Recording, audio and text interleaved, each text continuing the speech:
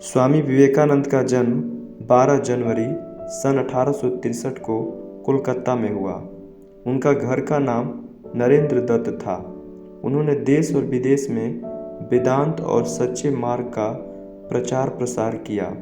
मात्र 39 वर्ष की उम्र में 4 जुलाई सन 1902 को उनका निधन हो गया।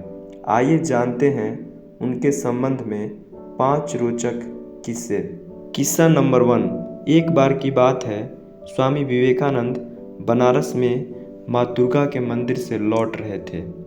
तभी रास्ते में बंदरों के एक झुंड ने उन्हें घेर लिया।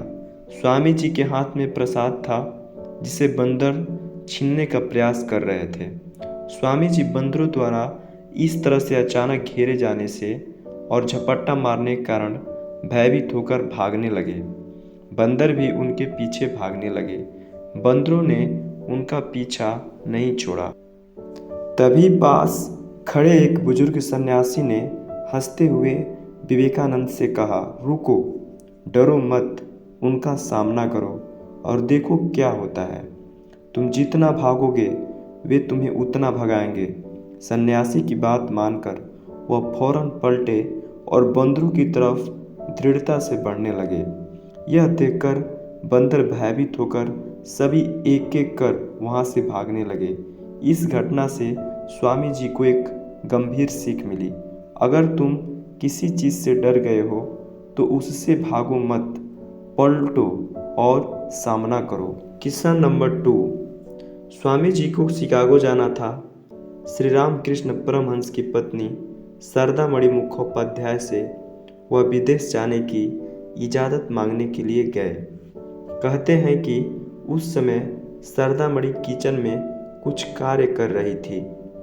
विवेकानंद ने उनके समक्ष उपस्थित होकर कहा, मैं विदेश जाना चाहता हूँ, आपसे इसकी इजाज़त लेने आया हूँ। माता ने कहा कि यदि मैं इजाज़त नहीं दूंगी तो क्या तुम नहीं जाओगे? यह सुनकर विवेकानंद कुछ नहीं बोले। तब शारदा मणि ने इशारे से कहा कि अच्छा, एक काम करो, वो सामने चाकू रखा है, जरा मुझे दे दो, सब्जी काटना है। विवेकानंद ने चाकू उठाया और उन्हें दे दिया। तभी माता ने कहा कि तुमने मेरा यह काम किया है, इसलिए तुम विदेश जा सकते हो। विवेकानंद को कुछ समझ में नहीं आया। तब माता ने कहा कि यदि तुम चाकू को उसकी नोक के बजाय मुठ से उठाकर देते तो मुझे अच्छा नहीं लगता, लेकिन तुमने उसकी नोक पकड़ी और फिर मुझे दिया। मैं समझती हूँ कि तुम मन, वचन और कर्म से किसी का बुरा नहीं करोगे, इसलिए तुम जा सकते हो। किस्सा नंबर 3। एक बार एक युवक स्वामी विवेकानंद के पास आया और कहने लगा कि वेदांत के बारे में समझ गया हूँ, लेकिन इस देश में माँ को इतना पूजनीय क्यों माना जाता है, यह आज तक समझ में नहीं आया।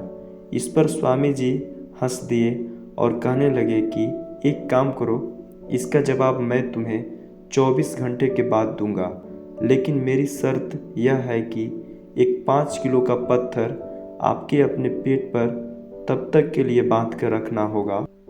युवक ने कहा कि इसमें कोई बड़ी बात नहीं, अभी बांध लेता हूँ। स्वामी जी ने उसके पेट पर पत्थर बंधवा दिया। वह युवक पत्थर बांधकर बाहर चला गया। कुछ घंटे भी नहीं हुए थे कि वह थक हार कर स्वामी जी के पास पहुंचा और बोला, मैं इस पत्थर का बोझ ज़्यादा देर तक सहन नहीं कर सकता हूँ। तब स्वामी जी मुस्कुराते हुए बोले, पेट पर बंधे इस पत्थर का बोझ तुम घंटे भर भी सहन नहीं कर पाए। सोचो, एक माँ अपने पेट में पलने वाले बच्चे को पूरे 9 महीने तक ढोती है और घर का सारा काम भी करती है। युवक स्वामी जी की बात समझ गया था। संसार में माँ के सिवा कोई इतना धैर्यवान और सहनशील नहीं है, इसीलिए माँ से बढ़कर इस दुनिया में कोई और नहीं है।